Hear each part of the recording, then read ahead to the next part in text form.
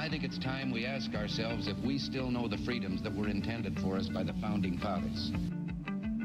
They seem to be in full-scale retreat from spending cuts and are talking about raising people's taxes again.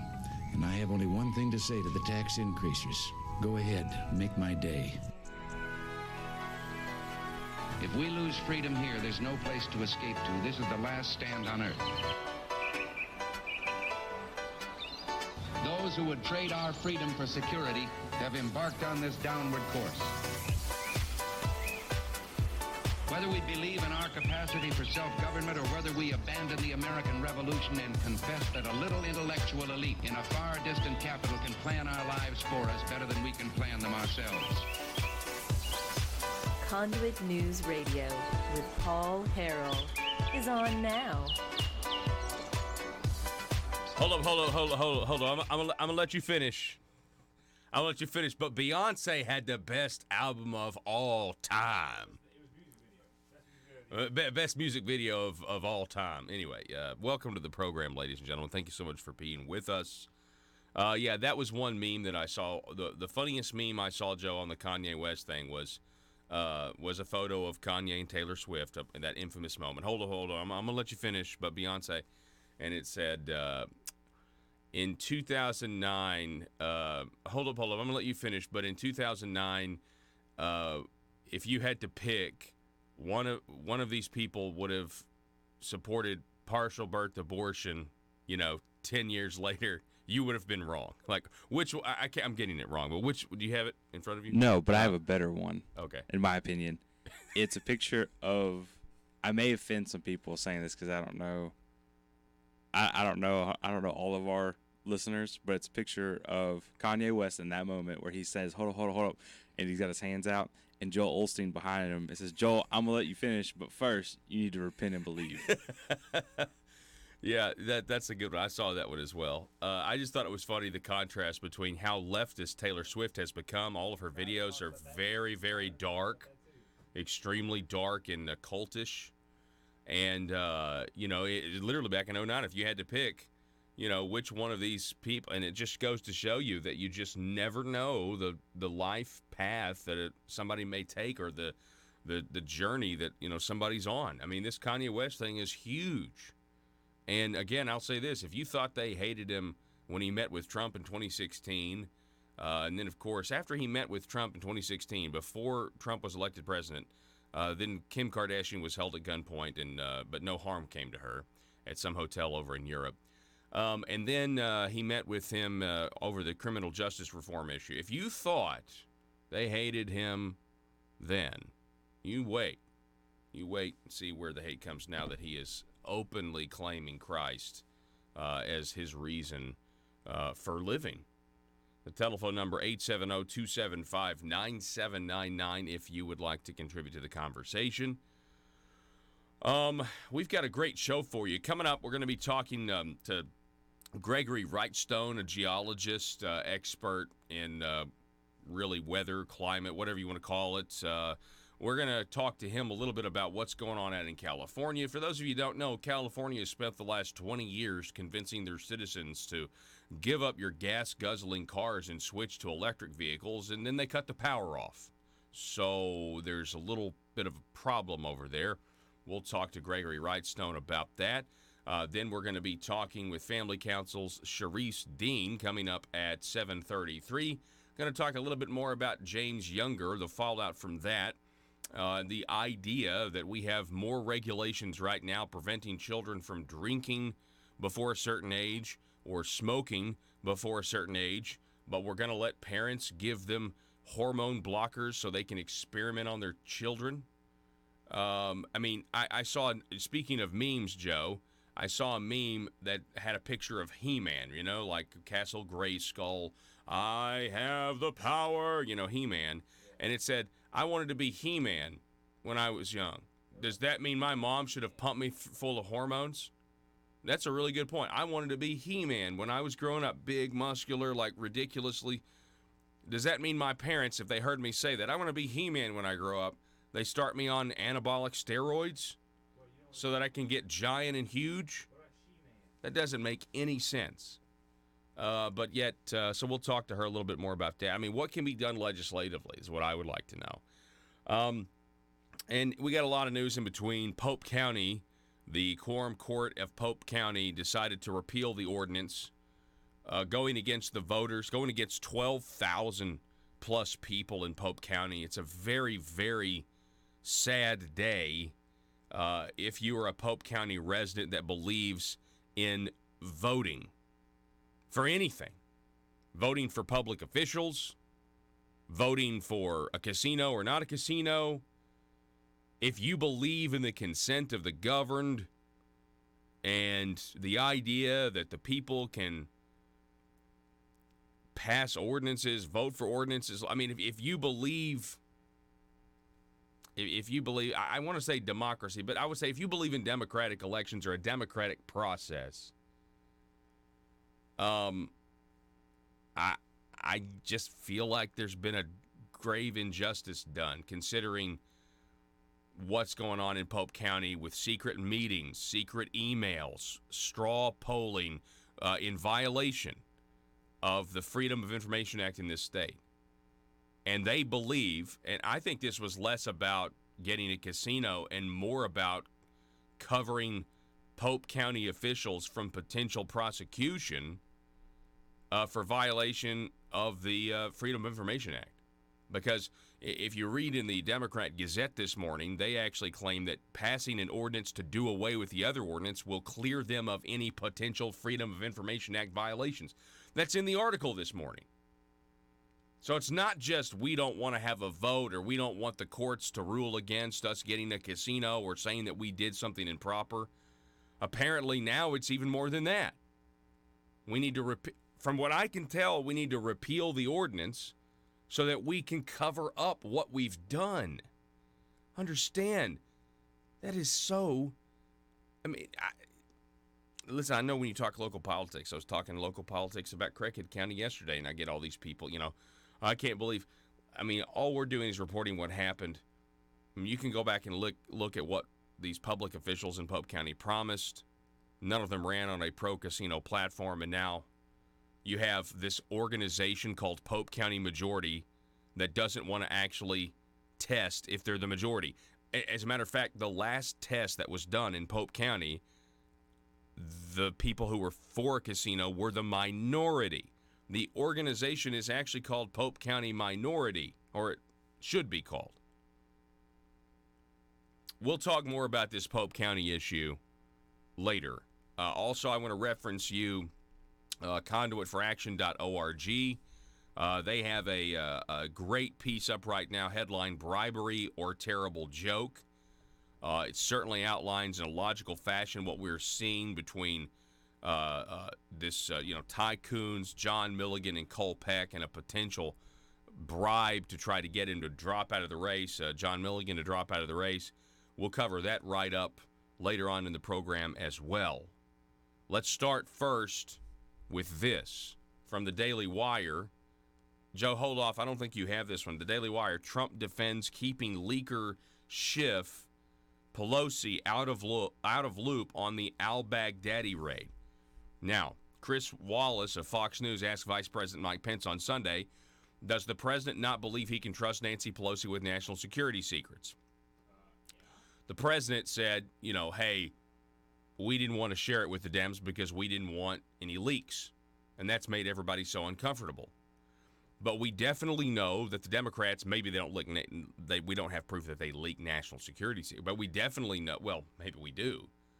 We definitely know they like to leak to the Washington Post. We definitely know, James Comey leaked classified documents to the Washington Post. We definitely know that they like to leak to the New York Times. Here's a flashback. Here's the Twitter video I want you to show, Joe. This is General Tony Thomas from July 22nd of 2017 talking to Fox News' Catherine Herridge.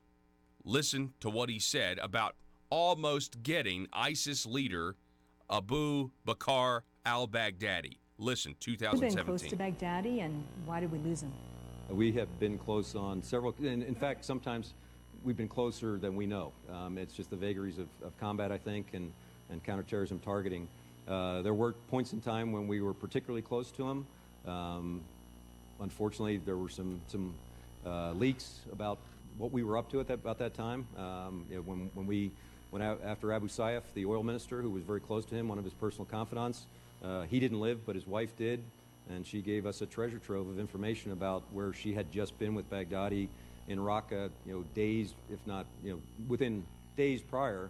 And so that was a very good lead. Unfortunately, it was leaked in a prominent national newspaper about a week later, and that lead went dead. So, that's the challenge we have in terms of where and how our tactics and procedures are discussed openly. There's a great need to inform the American public about what we're up to.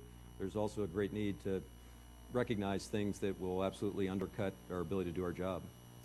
Yeah, I mean, you just never know if Nancy Pelosi has a secure server somewhere. I mean, seriously. You don't know if Nancy Pelosi might have some private server somewhere the way Hillary Clinton did. Nancy Pelosi, you realize Nancy Pelosi and a contingent of Democrats went to Afghanistan about a week or two ago. I mean, who knows? Who knows what potential... you just never know. I'm going to go out on a limb here, though, and say I absolutely... I mean, if you made me pick, if you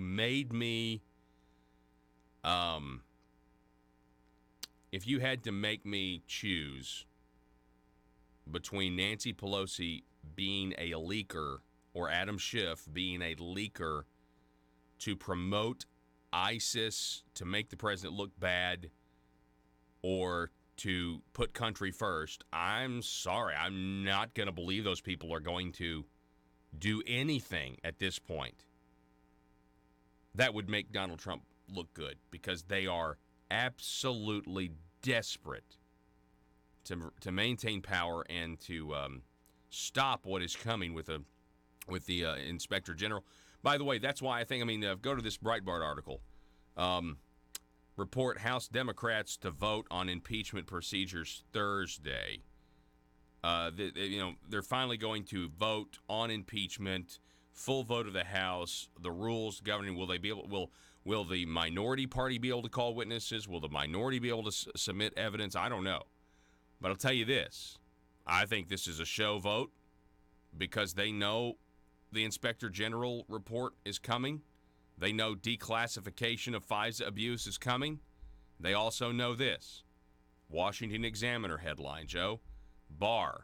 William Barr, FBI Director Christopher Wray is helping in the Trump-Russia origins investigation, meaning that they're cooperating. Listen to this, quote, Director Wray and his team at the FBI have just been outstanding in support and responsiveness given to Mr. Durham. Mr. Durham is the U.S. Attorney from Connecticut investigating this. So we now have the FBI, which, was full of a lot of, at the higher-ups, corrupt individuals. The FBI is now fully cooperating with the DOJ, who, newsflash, the DOJ was full of a lot of corrupt officials, and they're now working together. This is, quite frankly, why we are even having an impeachment discussion, is because of this investigation. I want you to understand that. This whole whistleblower that we now we're never going to know who it is. The whistleblower, they don't even want to testify now. Both of the whistleblowers, remember there was two, don't need them anymore.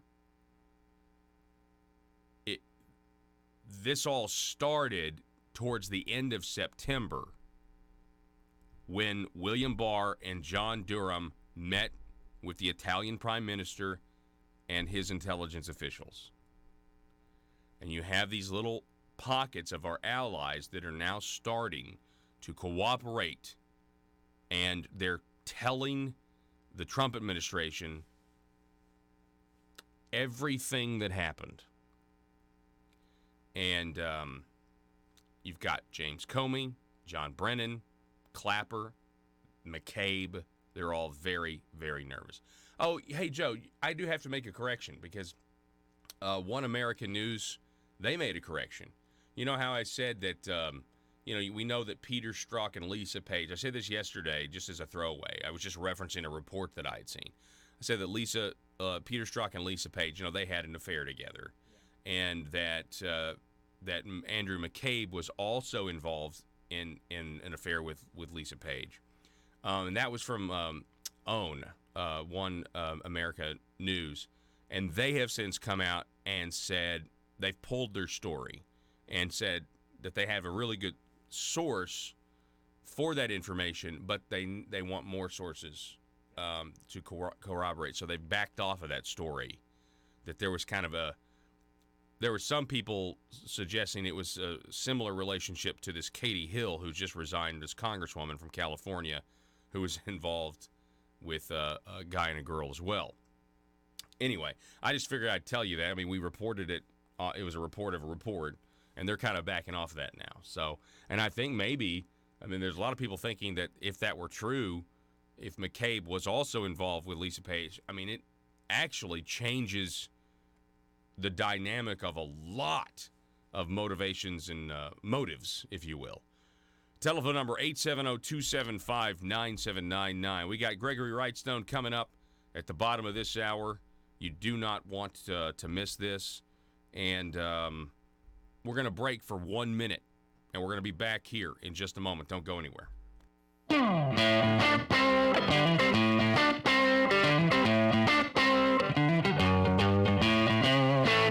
Folks, as a taxpayer or business owner, I know the government rarely gives the people a break. Big government politicians seem to always want more money from us, taxpayers.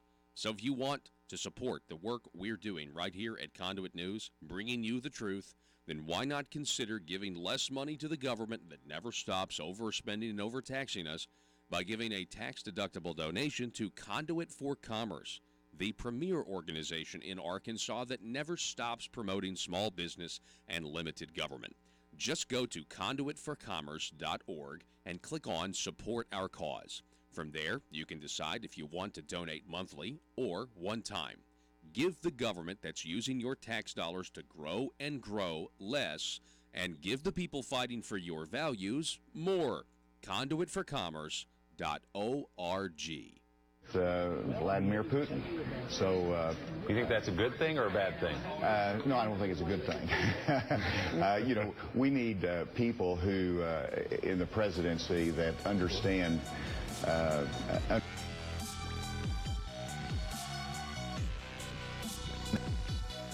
Need your daily news fix? Don't forget to tune in to Conduit News Radio with Paul Harrell.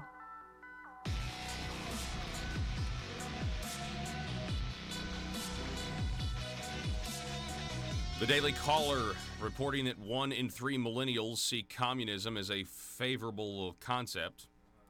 Survey finds, this is according to a survey. Mary Margaret Olahan. A growing number of millennials show support for communism and socialism.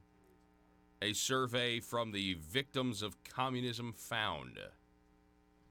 I've never heard of Victims of Communism, but it sounds like a great name for an organization that I'm sure it's composed of people that have some memory of the 20th century. 70% of millennials are likely to vote socialist, and that 1 in 3 millennials perceive communism as favorable. The survey is part of the Victims of Communism report, U.S. Attitudes Towards Socialism, Communism, and Collectivism. It polled, get this, 2,100 people in the United States who were 16 and older with a margin of error of plus or minus 2.4%. My goodness, this is crazy. A little over half of the millennials polled said the Declaration of Independence guarantees freedom and equality better than the Communist Manifesto. Quote, the historical amnesia about the dangers of communism and socialism is on full display in this year's report. Marion Smith, Executive Director of the Victims of Communism Memorial Fund. Hey, can we get, will you make a note, Joe? Just write down the name Marion Smith, Victims of Communism. I'd like to try to get her on the program, actually. actually. That's a really, I'd like to talk to her. Now, why did I bring this up? Well, I think Arkansas political officials who continue to pursue communist Chinese companies courting them to come to Arkansas have historical amnesia as well. And I think this is a total and complete shame. I think this is they are contributing to the amnesia, or they're contributing to Joe said he doesn't know if it's amnesia. They're definitely contributing to these millennials that think communism. So Governor Asa Hutchinson could very easily, come out and advocate against the ideas of communism and try to stop. I mean, the Republican Party is now combating socialism in its domestic policies and politics, not even the covert kind, where it's a big government program here that's technically socialistic. No, they're actually identifying themselves as socialists and getting elected as such. And what we're doing is pursuing deals with bringing the communist Chinese in here against all good judgment, good and sound judgment. And I just feel like it's a complete and total shame. I don't think it's amnesia. I think it's willful forgetfulness. Yeah, so willful ignorance on the people that understand the atrocities of socialism and communism in the 20th century. But here's the thing, it's not even that. To your point, this stuff's going on right now in China. It's not like it's going on, it's not like, China used to be communists, This stuff's going on now with forced abortions and forced organ transfers and transplants and hooking them up to machines that keep their organs, oxygenated and alive for longer. And let's be honest, it's not like it just started now. Yeah. This has been going on for decades. Yeah, exactly. I mean, Tiananmen Square, hello. Yeah, and the forced abortions thing has been going on for how long is... Yeah, their one-child policy, I don't know. Yeah, how long has their one-child policy been in place? I'll look that up in a second, but that's like the core of it, the start of it, because as long as I've known, China's had the one-child policy. Yeah. You can finagle around it and have two kids as long as the first kid's a girl and the second kid's a boy. But if you have a third kid in between that's a girl, you have to get rid of them. To historical amnesia, I mean, we're not even teaching young kids what happened in the 20s. That's why we are where we are. And now we have older people,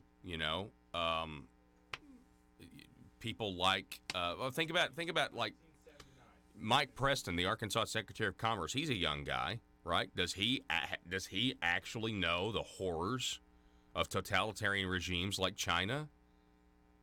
Does he know about, what Stalin did, starving his own people? Does he know about this? I don't know. Maybe it's, that'll never happen here because it never has, or it doesn't matter.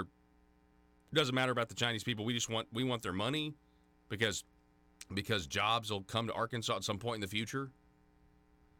I just think they're missing it's such an inconsistency, and we're missing a really good opportunity here to denounce ideas that not only do not work, but harm other people, steal from them their God-given potential. Listen, I hope we negotiate a peace with North Korea. I hope that we denuclearize North Korea. But if you look at North Korea and you look at South Korea, I would like for all of you to Google a picture, or Google this, Korean Peninsula at night. And when you do that, you're going to see South Korea lit up like a Christmas tree, and Pyongyang is in literally totalitarian darkness. There's one little light on that you can see from space in Pyongyang. Yeah, show that real quick. We'll get it on the screen right now. Now, get rid of my photo. What does that represent right there, folks? That border separating those two countries represents ideas. The ideas that are governing the South are better for people than the ideas governing the North, and that's an understatement. I wish we would stand up to communist China here in Arkansas. Folks, as a taxpayer or business owner, I know the government rarely gives the people a break. Big government politicians seem to always want more money from us, taxpayers. So if you want to support the work we're doing right here at Conduit News, bringing you the truth, then why not consider giving less money to the government that never stops overspending and overtaxing us by giving a tax-deductible donation to Conduit for Commerce, the premier organization in Arkansas that never stops promoting small business and limited government. Just go to conduitforcommerce.org and click on Support Our Cause. From there, you can decide if you want to donate monthly or one time. Give the government that's using your tax dollars to grow and grow less, and give the people fighting for your values more. Conduitforcommerce.org. As we speak, Beijing is employing a whole-of-government approach, using political, economic, and military tools as well as propaganda to advance its influence and benefit its interests in the United States. And I wanted to welcome back to Arkansas Chairman Chu. Please give Chairman Chu a round of applause.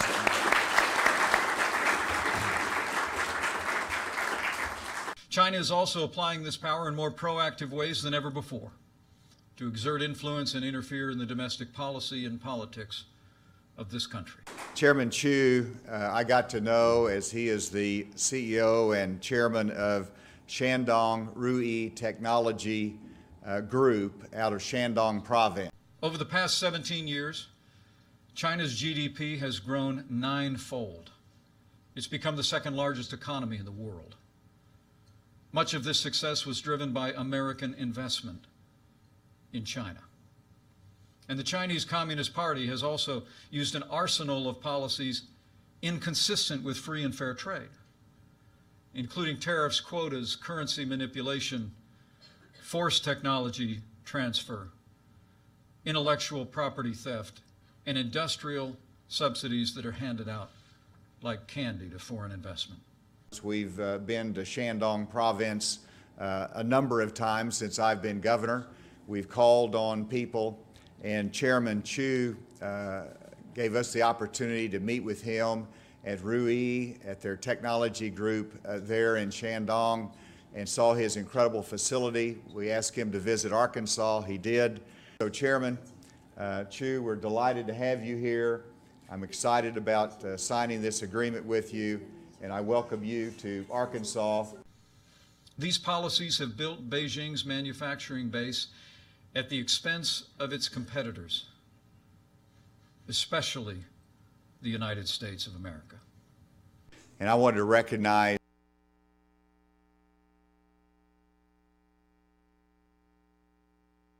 Trying to cover up.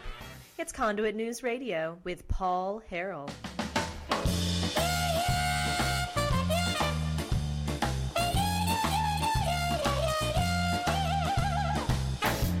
I also have more on this this slogan, this board. People are like, while you were sleeping, what's that mean? Well, while you were sleeping, while you think everything was fine, you know, we're secretly raising your taxes and telling you we're not. Oh, and we're also doing deals with the Communist Chinese in the name of economic development. More on that later, though.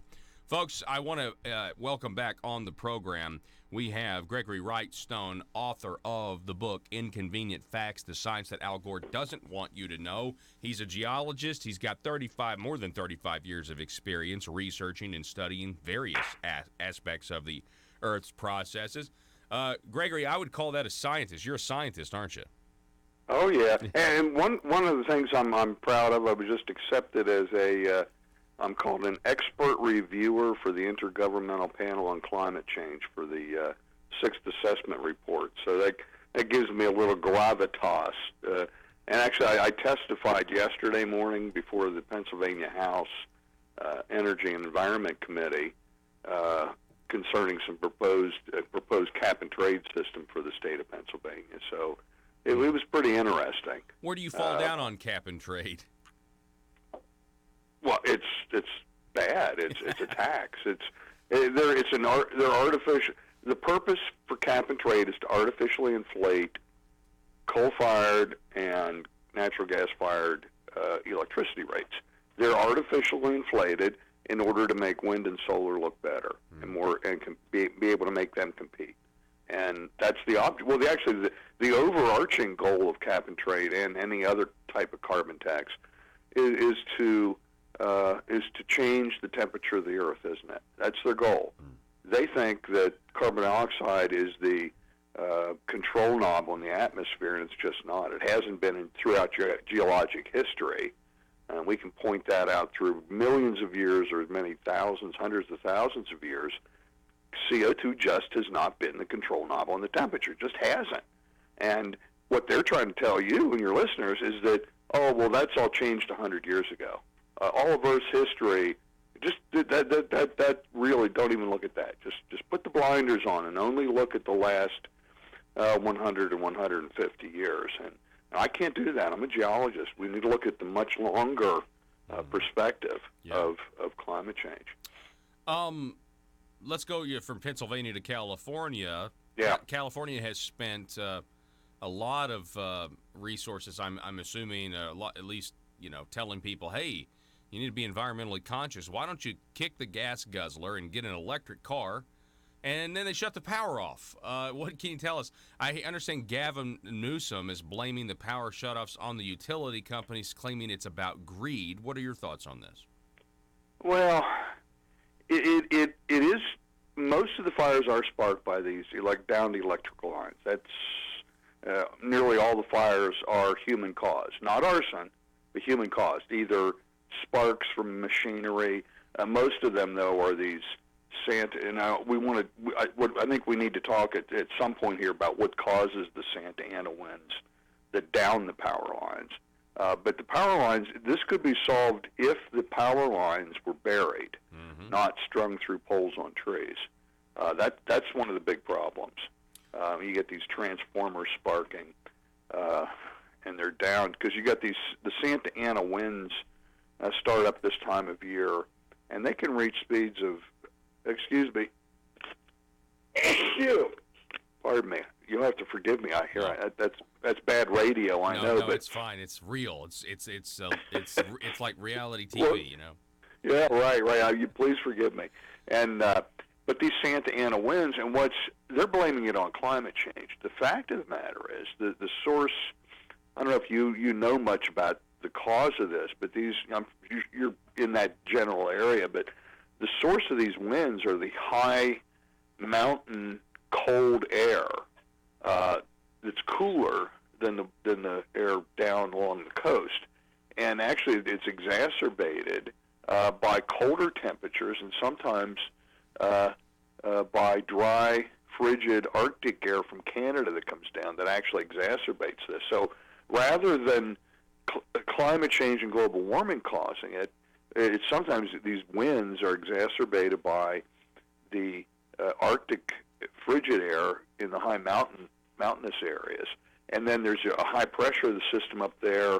When you get a low pressure system out in the ocean, you get these winds that rush down out of the high mountainous, the basin range areas, the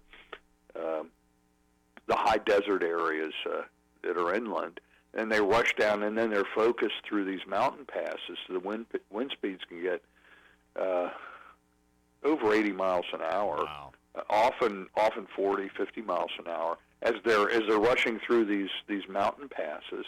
And what happens too, as that cold high air rushes down through these canyons and descends, it starts heating up. From cold air, as it gets lower, the heating effect, the adiabatic heating effect, actually dries out the air and makes it a lot warmer. So this is not a global warming or climate change issue. This has been going on for probably tens of thousands of years. And so what we have there are these. Now we've got this high volume, high wind speed, low humidity winds rushing down through these passes, and for the most part, a lot of California is a desert or semi-desert arid area to begin with, and then when that's exacerbated by the poor forest management processes that we've seen exhibited over the last 40 or 50 years that have added 5 or 6 times too many trees per acre. So now you got all this fuel all this aridity, high winds, down power lines sparking. It's just a recipe for disaster. But this has been going on probably since before we ever arrived on the scene. I got to wonder. I've got this article here in front of me, over at politicsin300.com. Will California voters see the light in 2020 after this PG&E disaster? That's the power company. It says California's government has a history of agenda-driven politics and incompetence that's led to the current disastrous state of affairs, from the homelessness crisis, medieval diseases, feces on the streets, lack of affordable housing, outrageous taxes. And, I got to thinking about that. You're exactly right.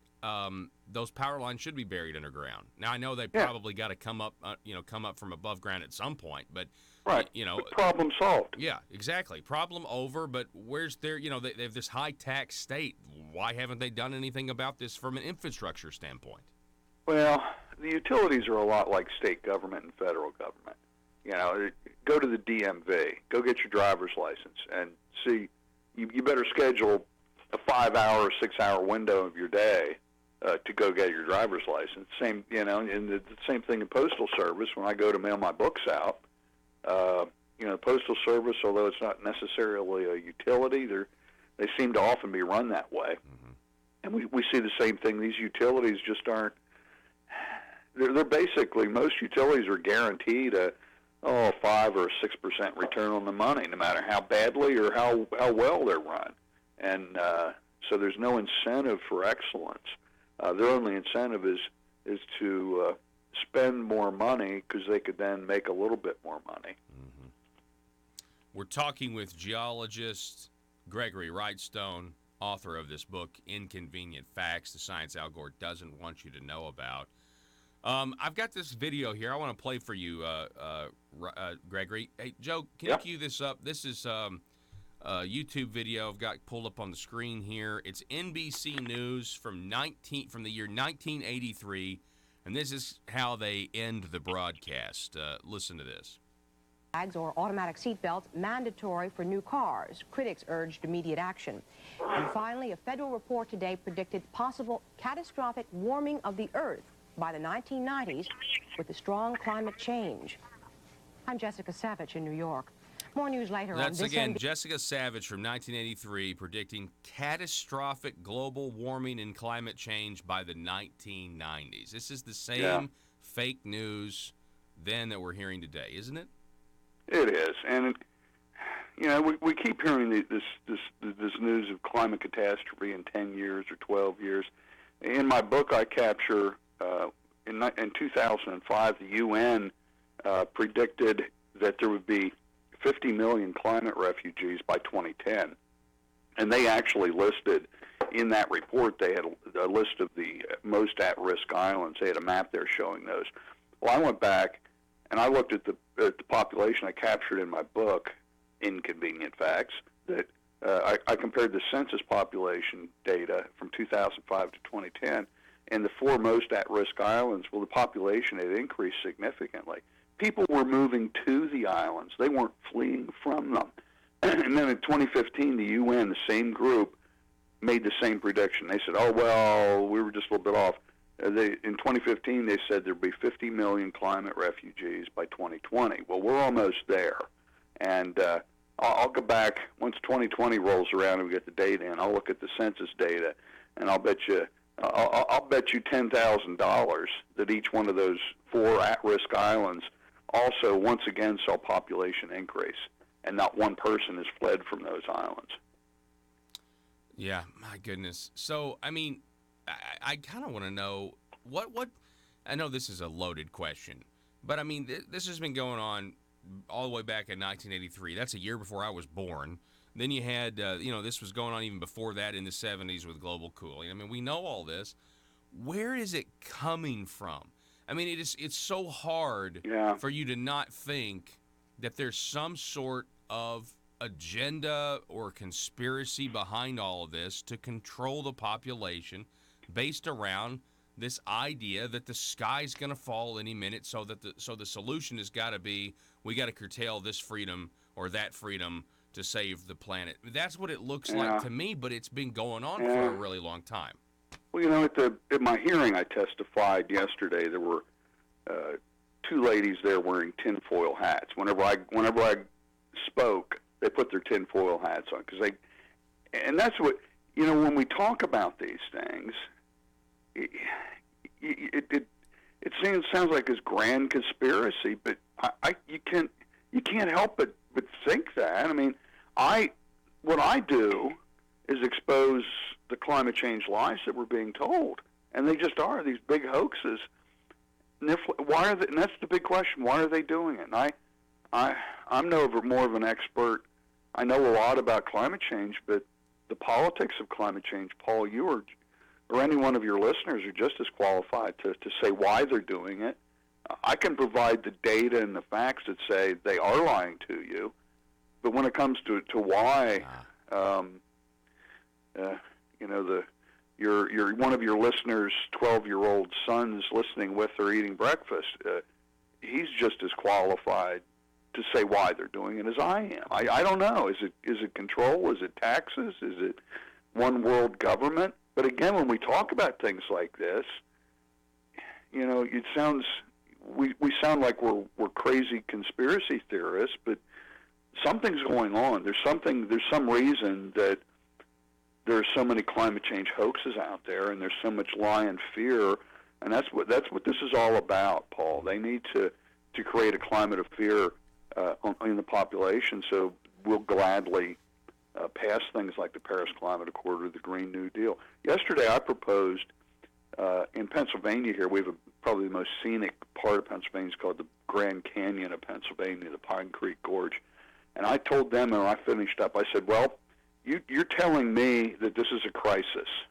Okay, I have a solution for you. We can't create enough electricity from wind and solar. Let's build a Pine Creek Gorge green energy hydroelectric process, and let's build a big dam, hydroelectric facility across Pine Creek Gorge, and we'll generate huge amounts of electricity, abundant, reliable electricity. Oh, you don't want to do that? Maybe it's not a crisis. You can make that same argument for the Grand Canyon. If we are in an existential threat, if the Earth is going to be ending if we don't do something in 10 years and we have to get off of fossil fuels, why don't we construct another hydroelectric dam at the Grand Canyon? It's beautiful and all that, but it's a crisis after all, and we're all going to die. Sacrifices need made. Don't you agree? I completely agree. Last question. Have you ever asked some of I'm assuming your colleagues on the other side of this issue, that if there really is a problem here, what measurements and circumstances must exist for the climate scare to be solved?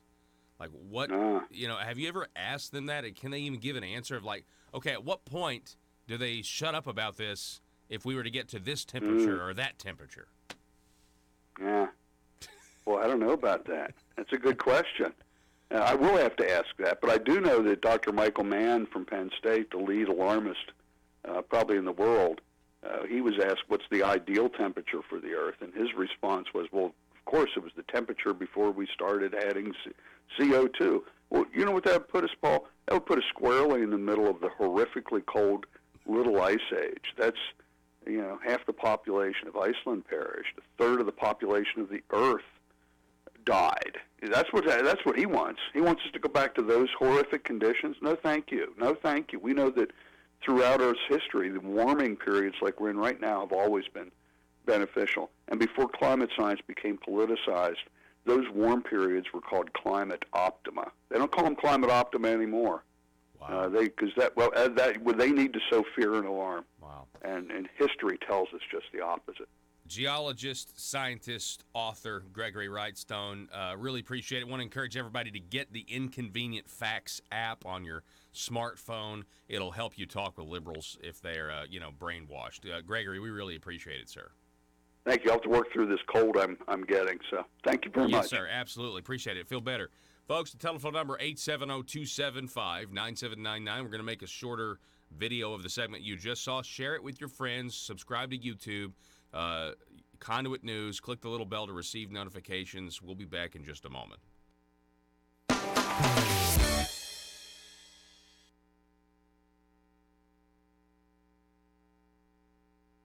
Folks, as a taxpayer or business owner, I know the government rarely gives the people a break. Big government politicians seem to always want more money from us, taxpayers. So if you want to support the work we're doing right here at Conduit News, bringing you the truth, then why not consider giving less money to the government that never stops overspending and overtaxing us by giving a tax-deductible donation to Conduit for Commerce, the premier organization in Arkansas that never stops promoting small business and limited government. Just go to conduitforcommerce.org and click on Support Our Cause. From there, you can decide if you want to donate monthly or one time. Give the government that's using your tax dollars to grow and grow less, and give the people fighting for your values more. Conduitforcommerce.org. Chairman Lee to my right, who is the founder of Sun Paper of Shandong Province in China. I also want to recognize Secretary Ma of Shandong Province.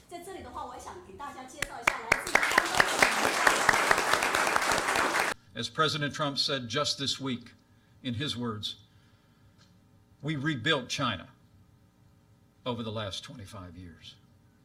Last November, as you know, I traveled to Shandong Province. I met with Chairman Lee. I toured Sun Paper Company along with Mike Preston. While in China, we signed a letter of intent on behalf of the state of Arkansas with Sun Paper, indicating that Sun Paper wanted to put a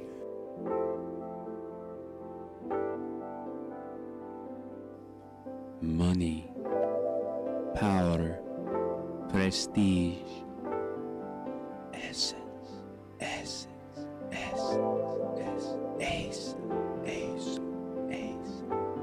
available now from aristocrats serving Arkansas. From the Nata Rhino collection, the fragrance of backroom deals, nepotism,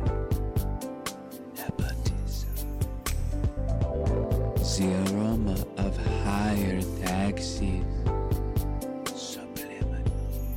subliminal deception, deep state, ace, made right here in Arkansas by a taxpayer-funded Chinese factory.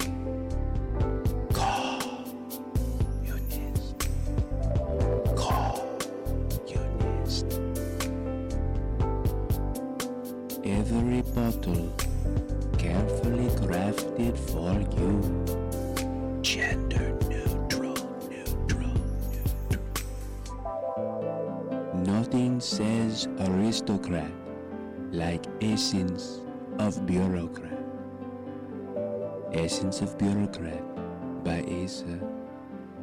Available now in the Marble Palace gift shop.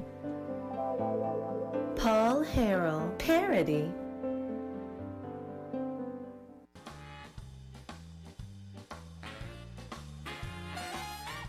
Determined to drain the swamp in Little Rock, it's Conduit News Radio with Paul Harrell.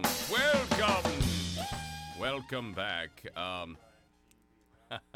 The telephone number, if you want to contribute to the program today, 870-275-9799.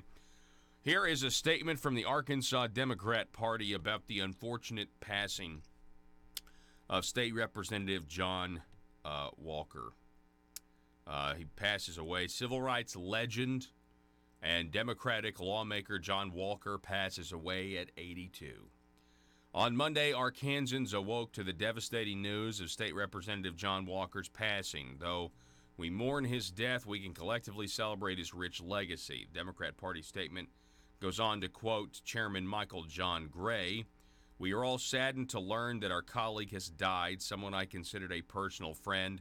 Serving in the state legislature with Representative Walker was humbling and to fight alongside him for civil rights in Arkansas was a privilege. Across the entire state, we are carrying a heavy heart and mourn together, but we also must celebrate his life and his struggle for equal justice. It will be appalling and heartbreaking if we fail to record his story and teach it to future generations of Arkansans. The Democrat Party of Arkansas statement goes on.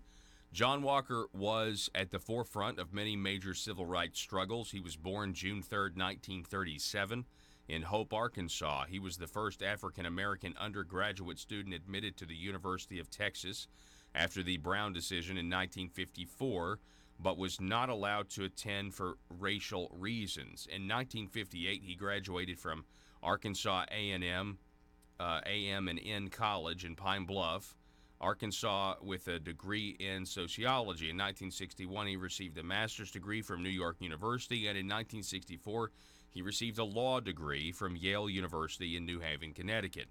In 1964, Walker was admitted to the Arkansas State Bar and went to work for the NAACP Legal Defense Fund in New York City.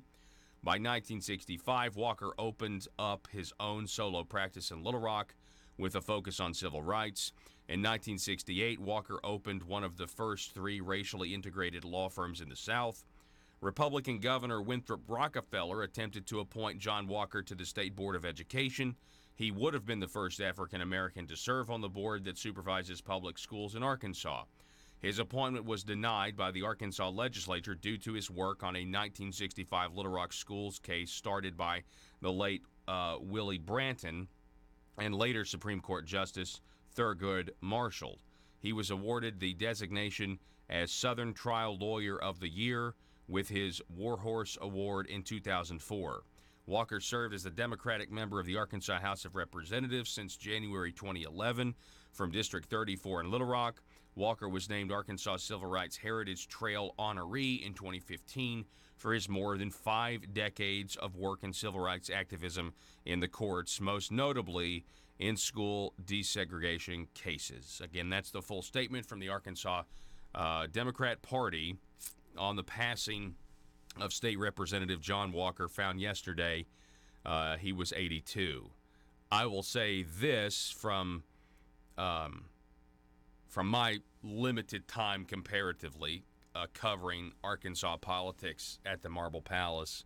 I would say that when John Walker would get up and go to the well and speak, while I disagreed with him, you always knew where he stood, and you always I always appreciated his point of view, just in terms of he was very clear with why he was for something or why he was against something.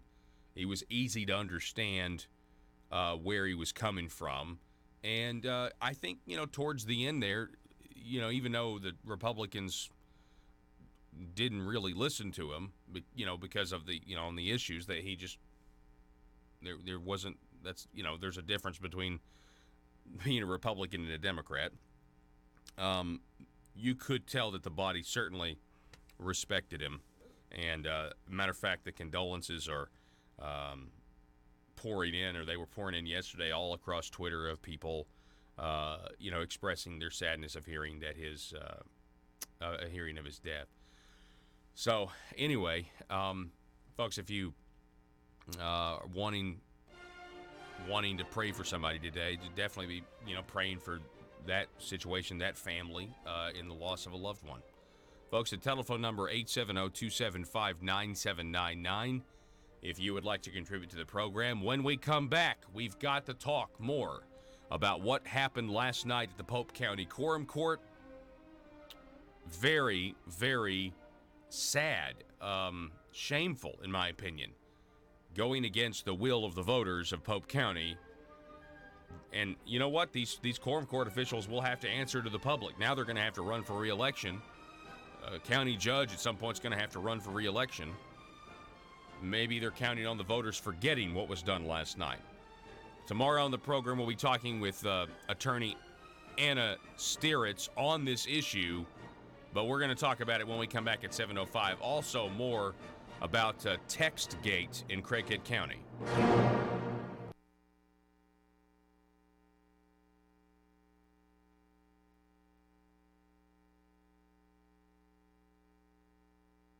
Folks, as a taxpayer or business owner, I know the government rarely gives the people a break. Big government politicians seem to always want more money from us, taxpayers. So if you want to support the work we're doing right here at Conduit News, bringing you the truth, then why not consider giving less money to the government that never stops overspending and overtaxing us by giving a tax-deductible donation to Conduit for Commerce, the premier organization in Arkansas that never stops promoting small business and limited government. Just go to conduitforcommerce.org and click on Support Our Cause. From there, you can decide if you want to donate monthly or one time. Give the government that's using your tax dollars to grow and grow less, and give the people fighting for your values more. Conduitforcommerce.org. Major bioproducts mill in South Arkansas, The Communist Party has set its sights on controlling 90% of the world's most advanced industries, including robotics, biotechnology, and artificial intelligence. To win the commanding heights of the 21st century economy, Beijing has directed its bureaucrats and businesses to obtain American intellectual property, the foundation of our economic leadership, by any means necessary. Chairman Lee and I met yesterday. Chairman Lee indicated to me that Sun Paper has selected Arkadelphia in Clark County as the location of a $1 billion bioproducts mill. Beijing now requires many American businesses to hand over their trade secrets as the cost of doing business in China. It also coordinates and sponsors the acquisition of American firms to gain ownership of their creations. Worst of all, Chinese security agencies have masterminded the wholesale theft of American technology, including cutting-edge military blueprints. And using that stolen technology, the Chinese Communist Party is turning plowshares into swords on a massive scale. Well, thank you all for joining us via Skype from Beijing this morning. Here in Beijing, it is 10 p.m. in the evening. I've had a very successful trip to China. China now spends as much on its military as the rest of Asia combined. And Beijing has prioritized capabilities to erode America's military advantages on land, at sea, in the air, and in space. I've spoken at Tsinghua University here in Beijing, which was a treat for me to speak with young Chinese students about Arkansas, and also to talk about the relationship between China and the United States. China wants nothing less than to push the United States of America from the Western Pacific and attempt to prevent us from coming to the aid of our allies. But they will fail. Beijing is also using its power like never before. Chinese ships routinely patrol around the Senkaku Islands, which are administered by Japan. And while China's leaders stood in the Rose Garden at the White House in 2015 and said that his country had, and I quote, no intention to militarize the South China Sea, today, Beijing has deployed advanced anti-ship and anti-air missiles atop an archipelago of military bases constructed on artificial islands. China's aggression was on display this week when a Chinese naval vessel came within 45 yards of the USS Decatur as it conducted freedom of navigation operations in the South China Sea, forcing our ship to quickly maneuver to avoid collision. Despite such reckless harassment, the United States Navy will continue to fly, sail, and operate wherever international law allows and our national interests demand. We will not be intimidated, and we will not stand down. And we'll be calling on multiple prospects in China, as well as continuing our relationship with Sun Paper in Shandong Province. In recent years,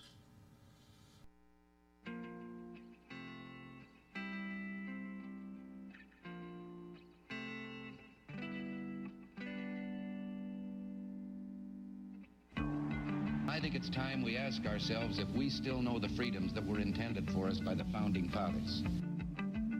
They seem to be in full-scale retreat from spending cuts and are talking about raising people's taxes again. And I have only one thing to say to the tax increasers. Go ahead, make my day. If we lose freedom here, there's no place to escape to. This is the last stand on earth.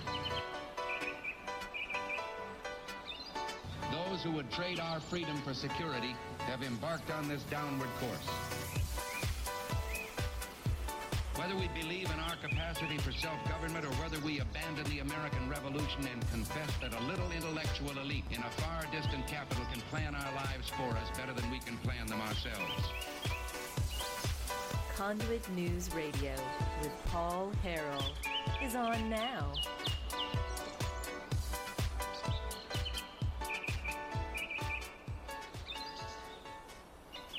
All right, folks, welcome to the program. Sorry, me and Joe were talking some...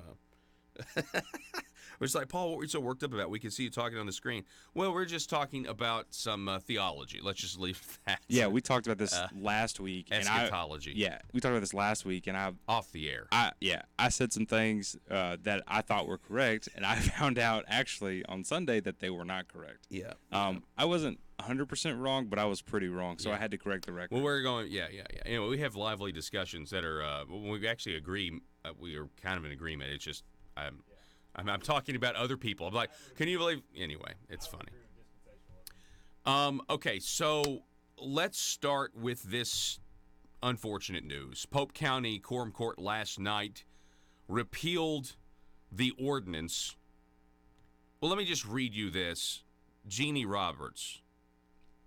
On its second try in a week, the Pope County Quorum Court on Monday succeeded in repealing a 2018 initiated ordinance that requires county officials to get permission from voters before they endorse a candidate for a casino license. Now, that right there is an absolute travesty for people that believe in the consent of the governed and the idea that the vote of the people will be honored. It's just an absolute shame. When you can have the type of majority that voted to have a vote. First of all, you have a vote against the casino because Pope County, by a strong majority, rejected the idea of having a casino in the first place. And then by a strong majority said, you know what, we want to make sure we have a vote. If Amendment 100 passes, we want to make sure we have a second vote.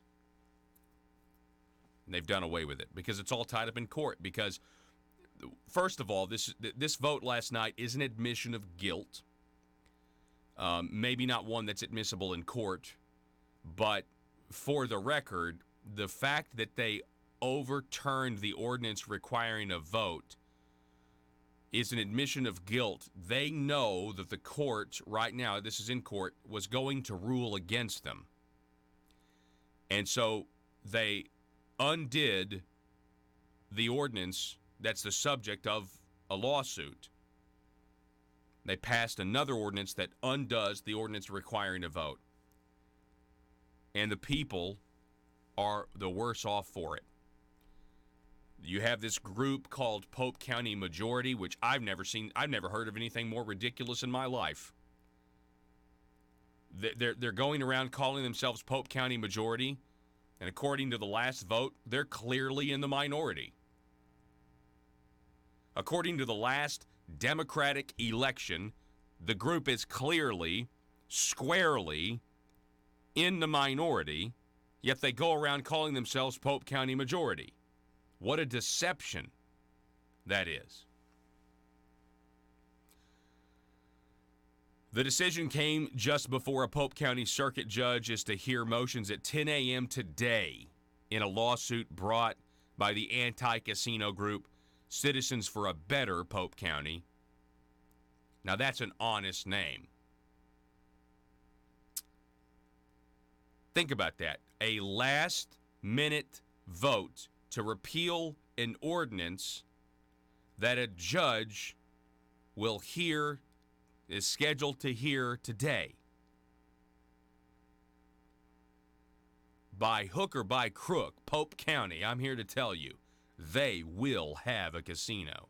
They will have the gambling. They will have the money. And you know what? If this is how you want to do it, I guess, here you go. I mean, I guess they really, really want a casino.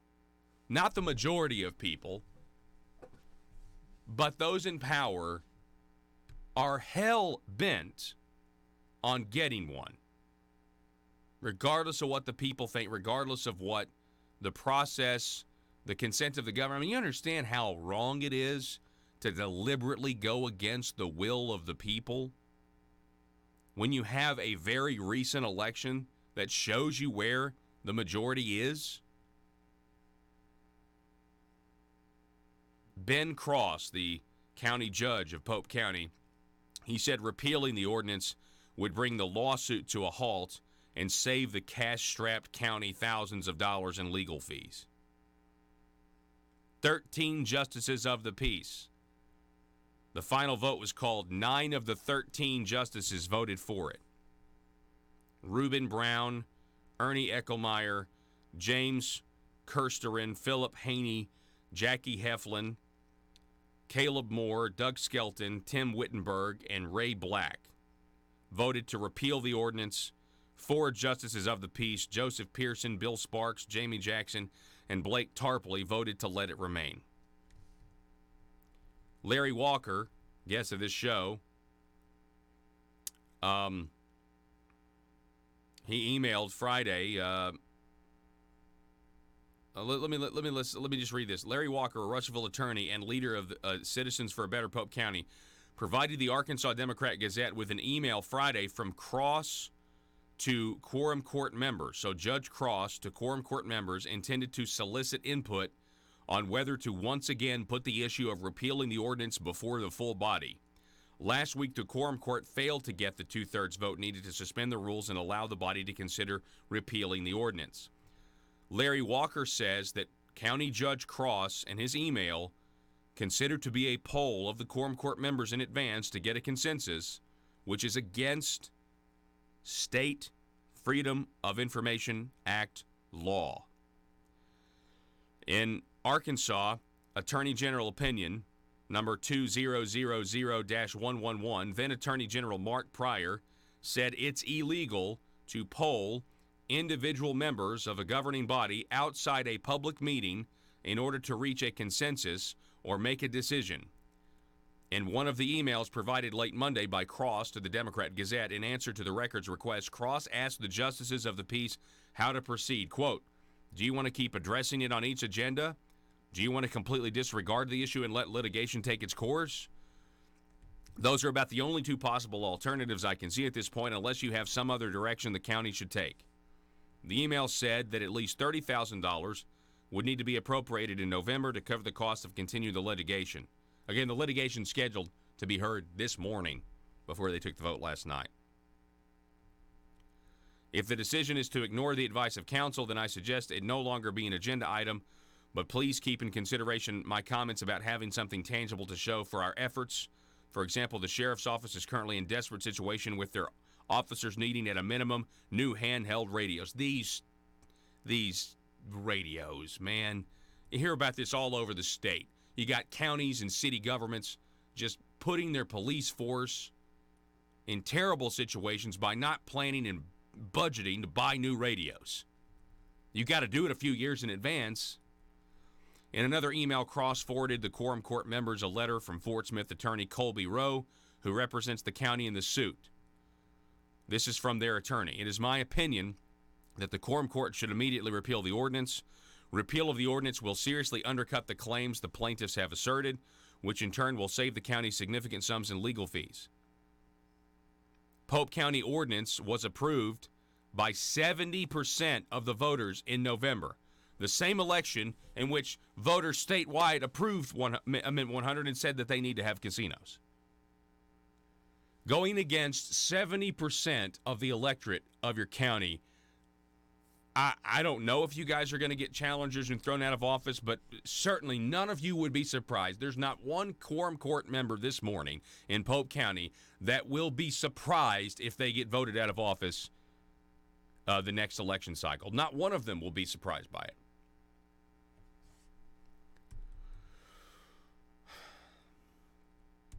The lawsuit against the Racing Commission, let's see here. Roe's letter also said, now this is the real reason they did what they did. You say, Paul, why would they risk losing power by repealing this ordinance?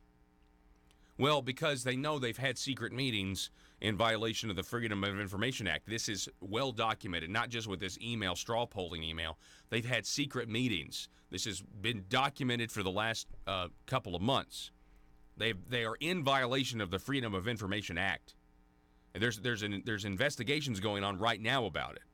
Okay? Or at least, so we don't know if they are. Let me correct that.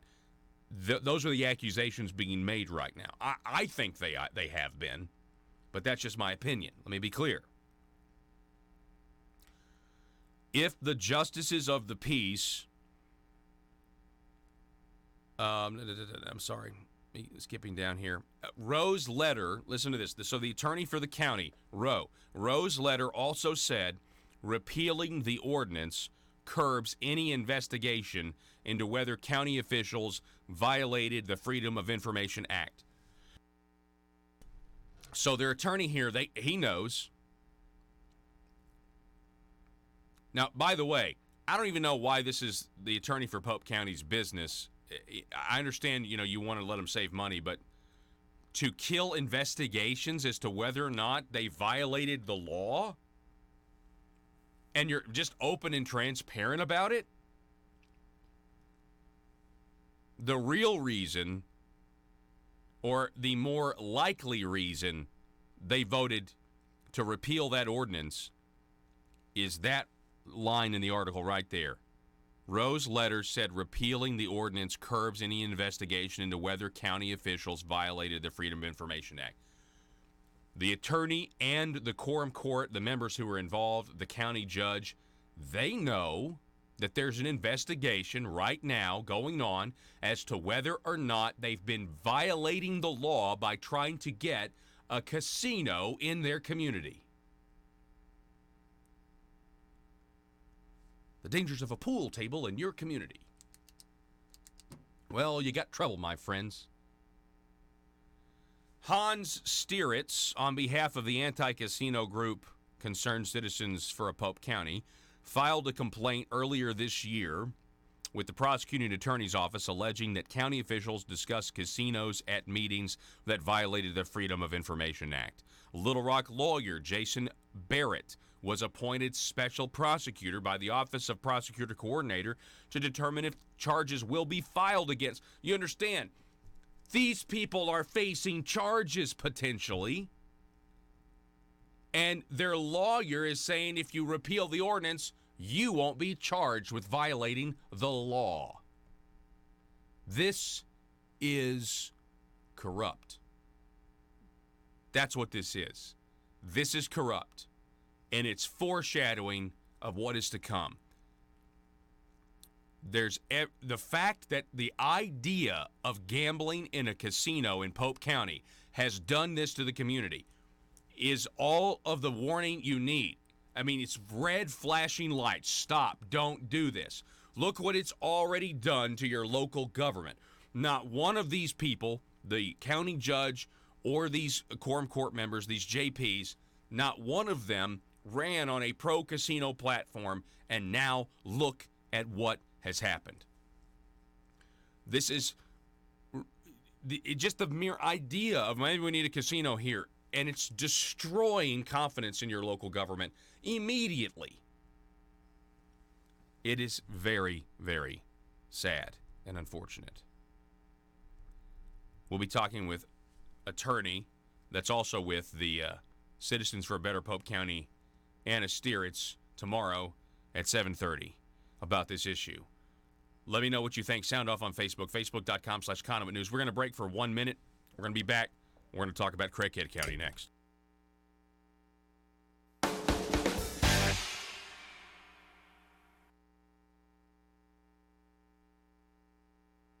Folks, as a taxpayer or business owner, I know the government rarely gives the people a break.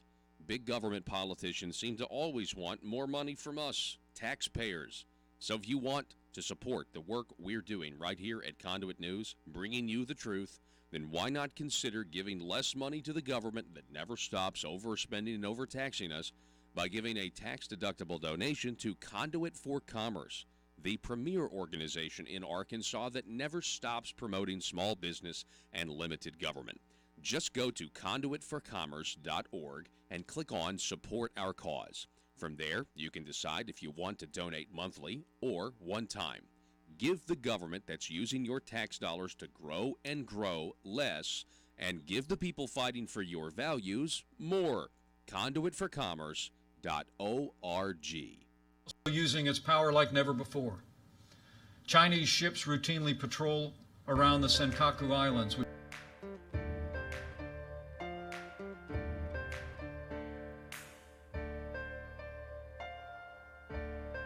Bringing you your daily dose of truth. It's Conduit News Radio with Paul Harrell. All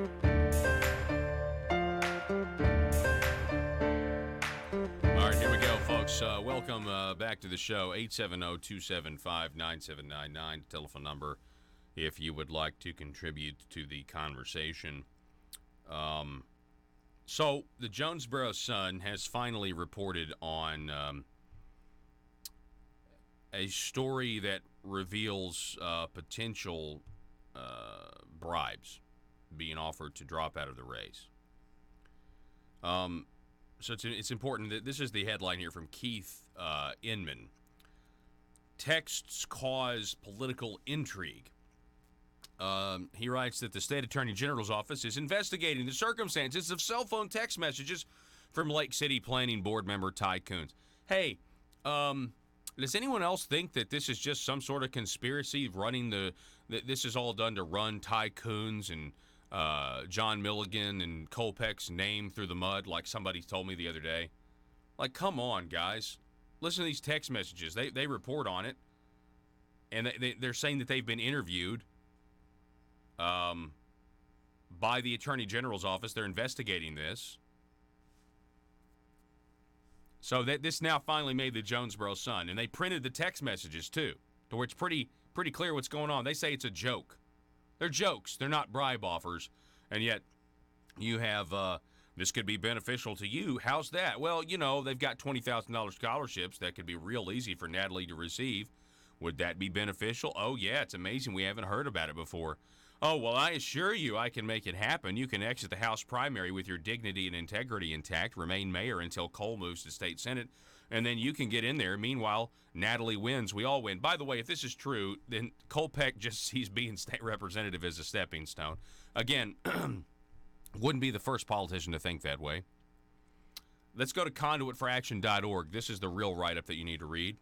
I'm glad that the Jonesboro Sun has finally reported on it, though. I think they should have reported on it over the weekend, considering that the Democrat Gazette broke the story on Friday. It would have been good to make the Saturday a Sunday paper, but hey, you know, this is local politics, and let me tell you, there are a lot of people. I mean, you look at Dr. Kolpeck, he's got a giant fundraising advantage against the other two candidates.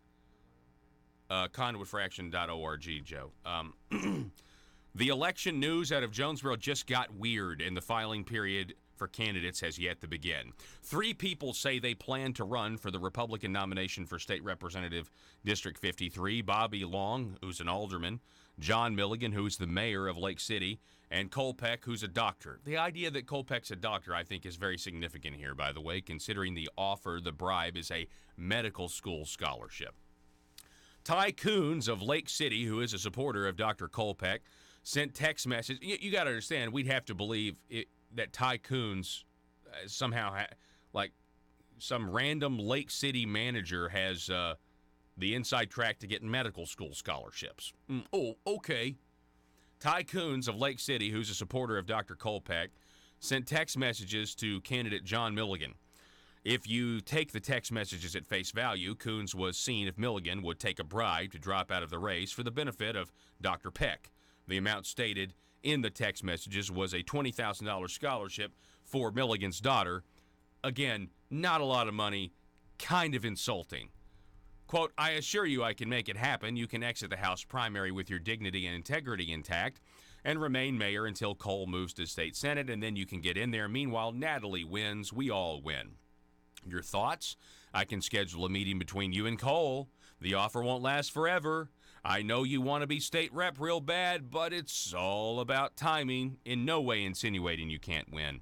Milligan declined the offer, the bribe. Does that sound like a joke to you? Now, both Coons and Milligan say the text messages were all a joke by Coons.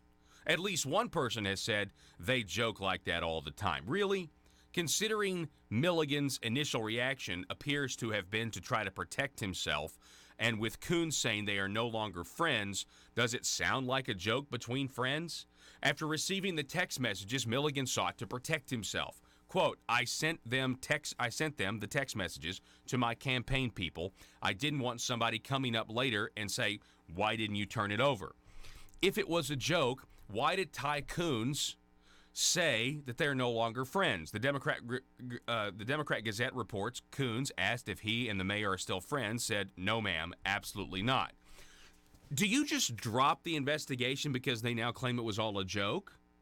What about the other odd part of the text message where Coons says you can exit with your dignity and integrity intact? Was that phrase nothing, or did it remind you of the Krispy Kreme caper? If the Krispy Kreme caper doesn't ring a bell, don't worry, we'll tell you more about that here in a minute. If it wasn't a joke, did Dr. Peck know about the supposed bribe? Dr. Peck said, quote, my campaign never authorized anyone to make contact with a fellow candidate regarding these or any other allegations.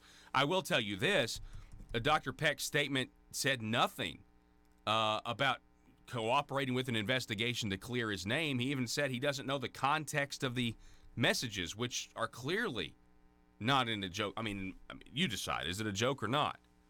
Let's hope local law enforcement and state police will sort through the stories of Coons, Milligan, and Peck and find out whether it was really a case of the world's worst jokester or something worse. Whether local law enforcement or the state police are investigating is unknown. It appears there is at least a nominal investigation by the Attorney General's office. Although the AG's office won't confirm an investigation, Ty Coons told the reporter he had been questioned by an investigator from the Attorney General's office. Dr. Peck's written statement also said, quote, we look forward to turning the conversation back to the issues facing Craighead County and hope the other candidates will help us do that. Now, hold your horses, Dr. Peck. Are you suggesting questions of ethics are not important in Craighead County? How can ethics not be an extremely important issue? Bribe or joke? How can you not be sensitive to the ethics of the situation considering recent events? Last year, Senator Jim Hendren confirmed that in 2011, convicted felon John Woods tried to solicit a bribe of at least $10,000 not to run against Hendren if redistricting put them in the same Senate district. Hendren reported it but declined to wear a wire for the FBI. They did not end up in the same district. In 2013, the Krispy Kreme caper, where Duncan Baird recorded his opponent Dennis Milligan at their meeting at Krispy Kreme. In Little Rock, where Baird was urged to get out of the state treasurer's race to avoid the release of supposedly damaging information, Baird declined to drop out. That damaging information had to do with video of a bunch of them trying to go up to the roof of the Capitol to have libations and smoke cigars. And apparently the Capitol Police didn't want them to go up there. Anyway, it was...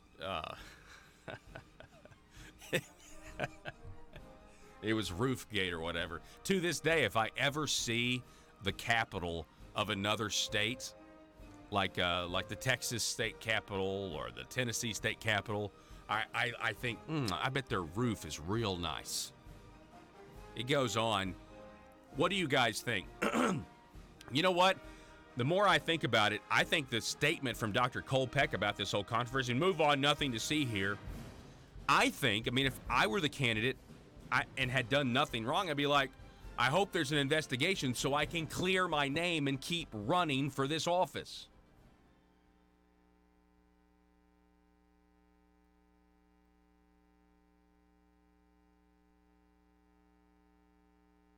Folks, as a taxpayer or business owner, I know the government rarely gives the people a break. Big government politicians seem to always want more money from us, taxpayers. So if you want to support the work we're doing right here at Conduit News, bringing you the truth, then why not consider giving less money to the government that never stops overspending and overtaxing us by giving a tax-deductible donation to Conduit for Commerce, the premier organization in Arkansas that never stops promoting small business and limited government. Just go to conduitforcommerce.org and click on Support Our Cause. From there, you can decide if you want to donate monthly or one time. Give the government that's using your tax dollars to grow and grow less, and give the people fighting for your values more. Conduitforcommerce.org. Also using its power like never before. Chinese ships routinely patrol around the Senkaku Islands, which are administered by Japan. And while China's leader stood in the Rose Garden at the White House in 2015 and said that his country had, and I quote, no intention to militarize the South China Sea. Today, Beijing has deployed advanced anti-ship and anti-air missiles atop an archipelago of military bases constructed on artificial islands. China's aggression was on display this week when a Chinese naval vessel came within 45 yards of the USS Decatur as it conducted freedom of navigation operations in the South China Sea, forcing our ship to quickly maneuver to avoid collision. Despite such reckless harassment, the United States Navy will continue to fly, sail, and operate wherever international law allows and our national interests demand. We will not be intimidated, and we will not stand down. And we'll be calling on multiple prospects in China, as well as continuing our relationship with Sun Paper in Shandong Province. In recent years, China has taken a sharp U-turn toward control and oppression of its own people. Today, China has built an unparalleled surveillance state, and it's growing more expansive and intrusive, often with the help of U.S. technology. And when it comes to religious freedom, a new wave of persecution is crashing down on Chinese Christians, Buddhists, and Muslims.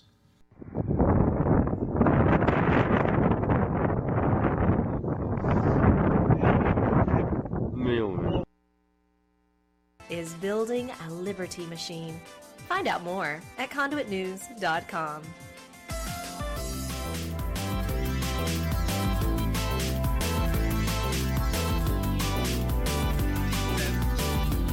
All right, welcome back. Oh my goodness, welcome back. It's a crazy news day today. We'll pick up with some more reminiscing of Arkansas corruption here in just a moment. Folks, I want you to welcome to the program. We have Sharice Dean on the line. She's with Family Council. You can find out more at familycouncil.org. Sharice, how are you this morning? I'm doing great, Paul. How are you doing this morning? I'm doing great. I really appreciate you spending some time with us. I was watching this, or listening, I guess, to this article that's up at familycouncil.org right now. Headline, Jury rules against dad who doesn't want his son to become a girl. This was last week. Then, of course, the jury or a judge stepped in and said that the father is going to have a say. You know, going to have to be in agreement with the mom if they want to give this child hormone blockers. It's the story of James Younger. What are your thoughts on this? Well, you know, my first thoughts are I just feel so sad and just upset for this child. As a mom, it's heartbreaking. I have 4 children. I have 2 boys, 2 girls. And just to think that a parent would subject their child to something like this is just heartbreaking. As parents, I think it's our God-given responsibility and our right to train up our children and lead them in the way that God has made them to be. And, you know, gender or sex or whatever you want to call it, it's something that is determined from the time of conception. You're either male or you're female when that egg is fertilized, and that is the way you will be forever. So I think it's our responsibility to nurture what God has already determined. And for this mom to insist on, I think his name is James, her son James, insists that he goes through this puberty blockers and all of this transition. It's just heartbreaking. Yeah. I'm glad that the judge stepped in when the jurors decided otherwise. I'm glad that the judge stepped in and said, no, you know, this child needs the guidance of a mom and a dad. You know, and I find it.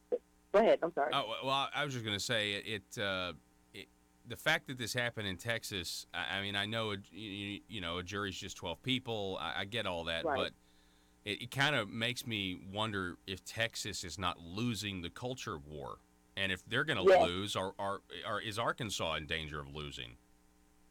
It's so concerning. Oh my gosh, Texas of all places.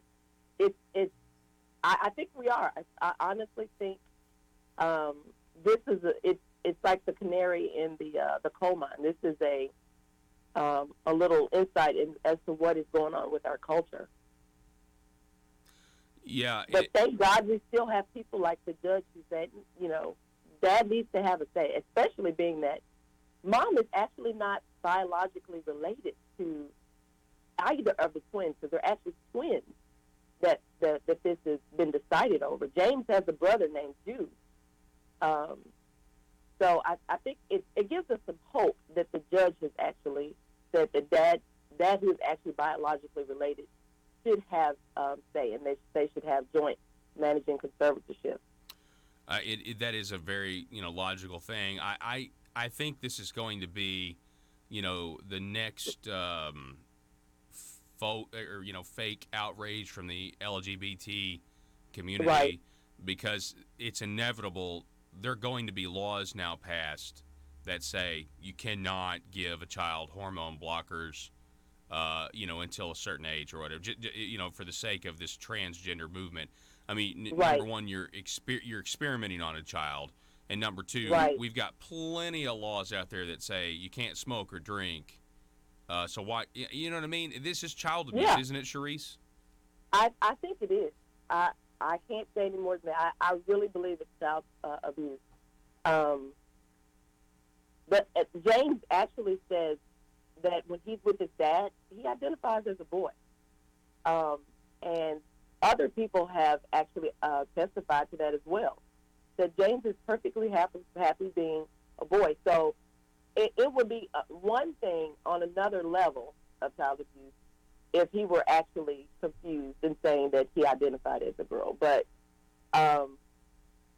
in this case, it seems like it's more on the mother's thoughts and feelings on things. So I believe it's child abuse. For a child to be subjected to something like this. There's no telling what the long-term damage and effects are from something as traumatic as this. Well, I mean, what if somebody were to give? What if when I was 5 or 6 years old, my mom or my dad wanted to give me anabolic steroids to build muscle mass, and they did it because I said I really liked He-Man and I wanted to be He-Man someday. My parents would go to jail. They would go to jail for that. Yeah. I think of a scripture that says foolishness is bound in the heart of a child, but it's our responsibility as parents to help work that foolishness out. Sometimes children think in different ways because they're children that is not good for them, but that's why God gave us that responsibility as parents, is to lead and direct them in the way that's best for them long term, so that their life would be long and that things would be well with them. It's our responsibility to do that. And I think any parent, especially a mother, who would put their child through this, is just disturbing. Yeah, it really truly is. We're talking with Family Counsel's Sharice Dean. folks, you need to check it out. It's familycouncil.org. We talked to the great folks that you work with, Sharice, Jerry, Ken, Luke, and others, and these are big issues, and they're clearly, if it's an issue in Texas, it's clearly either already is an issue here in Arkansas or it's going to be an issue here in Arkansas. And so I would just encourage everybody out there listening to continue supporting great organizations like Family Council, but also I think we have the real opportunity here in the state to pass legislation that would prevent any parent that would attempt to do this to a minor child. We have no idea the long-term consequences. And like you said, and I'd like to have you address this or disagree or agree or whatever, but I kind of feel like, as humans in this fallen world, to just kind of be have a biblical conversation about this. You reference Scripture. Scripture is very clear that we are hostile towards God, and really what it comes down to is, we don't want to worship Him. We want to worship the creation, not the Creator. We want to worship ourselves, and a lot of that, for me, as somebody who, as I've gotten older, I realize that I really just want to be in control. I want to be in control of my circumstances, and you know what? There are things that I'm not in control of, and I didn't have a say in who my parents were. I didn't have a say in what sex I was, and I feel like we have a lot of people in this world that they really are upset that they're not in control, and they didn't have a say in their biology. Somebody else did. God did, and God did, right. I think that kind of is the issue here, or at least one of the factors. I agree. I think that's the root issue. I think it goes back to the beginning of time, creation. God, in the beginning, God created male and female. And if we're going to get into a biblical conversation, Satan is the antagonist. He goes against everything that God says is. And that is his goal. So if God says there's male and female, well, he's going to go against that and say, well, not necessarily. And I think that is the root of a lot of our issues, is that antagonist, that spirit of antagonism against what God has already placed and put into action and into life. And it's that rebellion against what God has said and will be. And it, like you said, it goes back to the fact that we aren't in control, and some of us cannot accept that. There are some things we cannot control. Interesting. So it's definitely an issue. Yeah, and it manifests itself in all different aspects. I mean, not just with this trans issue. I mean, it really, we could point to 1,000 other ways this would manifest itself. But in this case, I really feel like that's what it is. And and people wanting to define their own reality, and and it's getting worse. It's like, it's one thing if you want to define your own reality, okay. Then it's moved to, well, not only do I have to define, I get to define what reality is, but now you have to affirm it. I want you to agree with it. Okay, well, that's a step too far in and of itself. Right. But now we're forcing that on children whose brains aren't even fully developed, and they have no idea what sex even is. And yet you're trying to put some sexual identity on them. Yeah, I agree. Our society as a whole, even if you step into abortion, our responsibility is to protect children, to protect the innocent. And this is just another situation where, as adults and parents, we are going against nature and not stepping in to protect our children from things that are harmful to them. Even the American College of Pediatricians says that puberty is not a disease, and puberty blocking hormones can be dangerous. There's so many different studies out there that say that this is basically, like you said, it's child abuse. Yeah. There's so many things that can go wrong when it comes to transitions. So many different side effects that we don't even have a clue as to the long-term effects. So, yeah, I agree with you. I think it's once again a sign of our society not doing what we should do as adults and parents and protecting protecting. those. I'm so glad that you said that. I have been mildly. We're talking with Sharice Dean from Family Council. We're almost out of time, Sharice, but I have been mildly obsessed over this Kanye West album and called Jesus is King. I know there's a lot of debate, like, is Kanye an actual converted Christian? Is he not? Based on the lyrics, and I don't think it's a shallow understanding of faith in Christ at all. But this one song, Closed on Sunday, speaking to your point, Sharice, talking about holding the selfies, putting the Instagram away, get your family, hold hands and pray. When you have daughters, always keep them safe. Watch out for vipers. Don't let them indoctrinate. Closed on Sunday, you my Chick-fil-A. You're my number one with Lemonade. Raise our sons, train them in the faith through temptations. Make sure they're wide awake. Follow Jesus. Listen and obey. No more living for the culture. We nobody's slave. I mean, to your point, we've got to protect our kids. That's right. Powerful lyrics. Powerful. Absolutely. Sharice Dean, familycouncil.org. Appreciate it. It's always great to have you on. Thank you for having me on. Okay. All right. We'll do it again soon. Absolutely. Folks, we're going to take a break. We're going to reset here. We're going to be back with your meme of the day, which is applicable to what we just talked about with this whole, puberty blockers, hormone blockers, child experimentation is what we're on. You know what else I figured out? I've been reading some speculation as to what's next. What's next in this? Like the slippery slope. And I hate to say this, but we've already seen this in some protests with signs about pedophiles. But if giving an innocent child hormone blockers and already giving them a sexual identity when they don't even know what that is okay, which we have people now that think it's okay, I think you're going to start to hear more and more people apologize for pedophilia. I think that's what's next. You may disagree with that, but hey, listen, there was a lot of people that disagreed with all those moms in the 50s that said rock and roll was the devil's music. They were just listening to the lyrics, not necessarily the awesome guitar riffs. We'll be back in just a moment.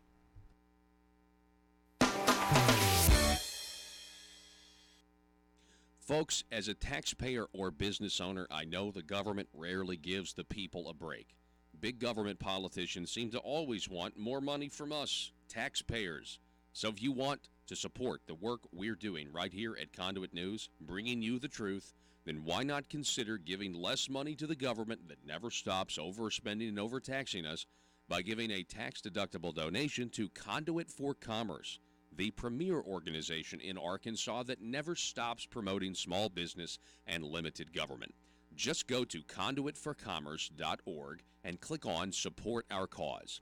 From there, you can decide if you want to donate monthly or one time. Give the government that's using your tax dollars to grow and grow less, and give the people fighting for your values more. Conduitforcommerce.org. Last month, Beijing shut down one of China's largest underground churches. Across the country, authorities are tearing down crosses, burning Bibles, and imprisoning believers. And Beijing has now reached a deal with the Vatican that gives the avowedly atheist Communist Party a direct role in appointing Catholic bishops. For China's Christians, these are desperate times. So, do you like him as a candidate? I think he's brought a lot to the table. It's not my message. I worry about the party in terms of expanding our base and what the message does to our recruitment of Hispanics, outreach to minorities. And so you've got to worry about the fall election and whether this is a message that's going to carry in Michigan, Ohio, and Florida, and those states that we need to carry. Who's next to Zipline? Me, and I'm really excited about this. Sir, I'm sorry. The Zipline has a 350-pound weight limit, and frankly, I do not think it would be safe for you. Oh, that's okay. I self-identify as 180 pounds, so it's cool. Sir, that doesn't make any sense to me, and I'm afraid we can't let you ride the zip line. You're too heavy. I'm sorry. I can't believe this. I thought we had evolved as a society. I thought this was America, but I guess this is just my plight. First slavery, and now fat shaming. Sir, again, I'm really sorry. You listen to me. If you don't let me ride, not only will I sue this company for discrimination, I will sue you for damages because right now my feelings are so hurt and I feel embarrassed because I'm holding up the line. Wouldn't be the first time. Watch it, mister. Look, okay, I'm sorry. I just don't think it would be safe for you. You don't understand. I self-identify as skinny. So you have to let me ride the zip line. The Constitution says so. I get to define my own reality. Oh, you know what? Okay, fine. Whatever. Ride the zip line. Mike, let this man ride the zip line. Thank you. Now watch as my self-identity trumps your bigotry. See you on the other side, racist. Here I go!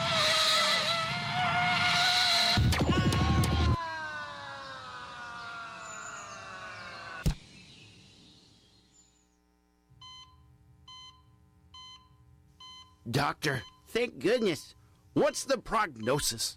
Sir, we've done everything we can, and you only have seconds to live. No, you cannot say that. I do not self-identify as a dead person.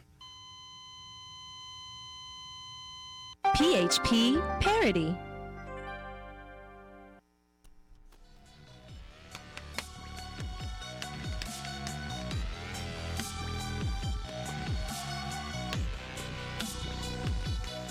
Need your daily news fix? Don't forget to tune in to Conduit News Radio with Paul Harrell. Tycoons of Lake City, who's a supporter of Dr. Kolpeck in a House race, sent messages to the other candidate, one of the other candidates, John Milligan. If you take the text messages at face value, Coons was seeing if Milligan would take a bribe to drop out of the race for the benefit of Dr. Peck. The amount stated in the text messages was a $20,000 scholarship they were offering for his daughter in UAMS. Quote, I assure you I can make it happen. You can exit the House primary with your dignity and integrity intact, remain mayor until Cole moves to state senate, and then you get in there. Meanwhile, Natalie wins. We all win. Your thoughts? I can schedule a meeting between you and Cole. The offer won't last forever. I know you want to be state rep real bad, but it's all about timing. In no way insinuating you can't win. You know who really I feel like wants to be state rep real bad? I don't know if who wants it the most? I think it's not John Milligan, the mayor of Lake City. What does drop out of the race now for money and keep your dignity and integrity intact actually mean? Well, it means that it's a veiled threat. It means that the Peck campaign, say what you want, Dr. Peck may not have told Ty Coons to make this guy the offer, but Ty Coons is certainly affiliated with the Cole Peck campaign. You just got to go look at his Facebook profile from the last, 2-3 years. What does Mr. Coons have? What does he know about the Lake City mayor, John Milligan? And what is he threatening to release that would damage his dignity and integrity if he doesn't drop out of the race? What is the campaign doing there? Keep your reputation intact. I think this is in reference to a coming attack, personally. I'm told it might have something to do with past property tax problems, okay?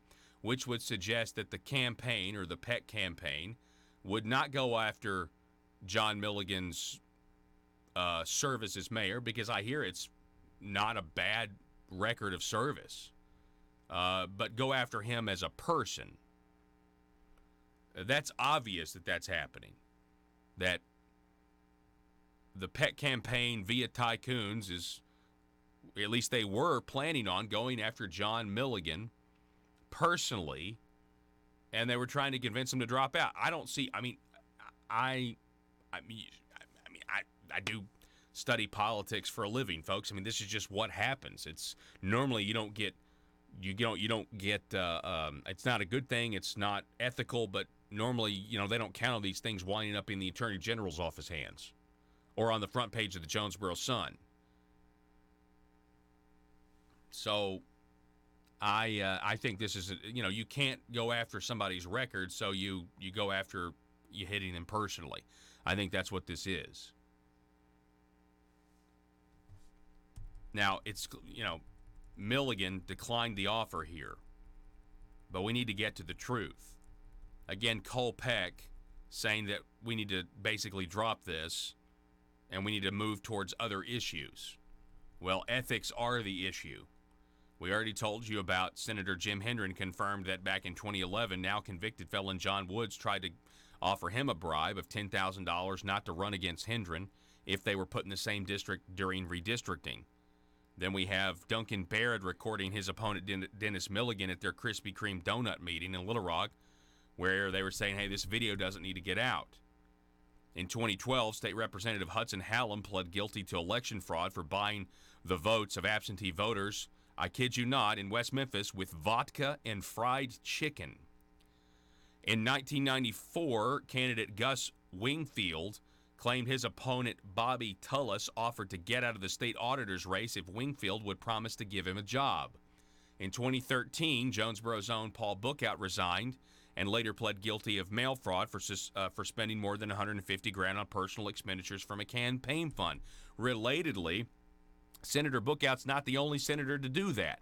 Earlier this year, Senator Jeremy Hutchinson pled guilty to several felonies, including one stemming from taking campaign funds for personal use. In the past couple of years, numerous public officials and lobbyists have pled guilty or been convicted of bribery, kickbacks, or fraud. Jeremy Hutchinson, John Woods, Jake Files, Senator Hank Wilkins, Representative Micah Neal, lobbyist and former Representative Eddie Cooper, state employee and former state Representative Stephen Jones, lobbyist Rusty Cranford. After digging by the Democrat Gazette, it was revealed earlier this year that Representative Jeff Wardlaw had been partners with a nursing home owner at the time when he was chair of the Public Health Committee, which, among other things, handles legislation concerning nursing homes. Despite this rather important omission, the legislature took no steps to require further disclosure by legislators of their business interests. Also, James Sturch, now senator, then representative, worked for a registered lobbyist, and the business address was the same as the lobbying business, but the legislature did nothing to either prevent such a relationship or require disclosure of such a relationship. The state legislature remains an environment where legislators can resign at any time to take a high-paying state job with the governor's help for his friends. No legislation has been filed to require a cooling-off period. Instead of saying, let's move on, as Dr. Peck says, Peck would have been much better served by encouraging a full investigation to clear his name.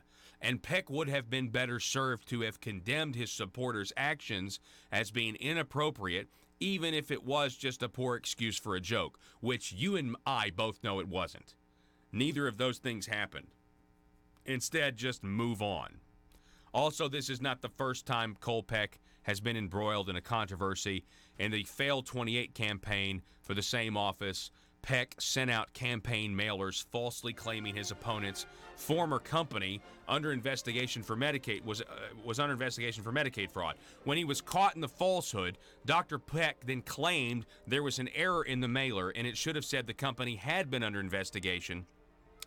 That excuse never held water because it makes no sense. First, there would have been no campaign value to saying a company had been under investigation, since if any wrongdoing had been found, the mailer would have been talking about the wrongdoing, not a past investigation.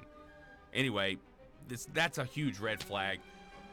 More on this. Go to conduitforaction.org for more on this. Here's your meme of the day.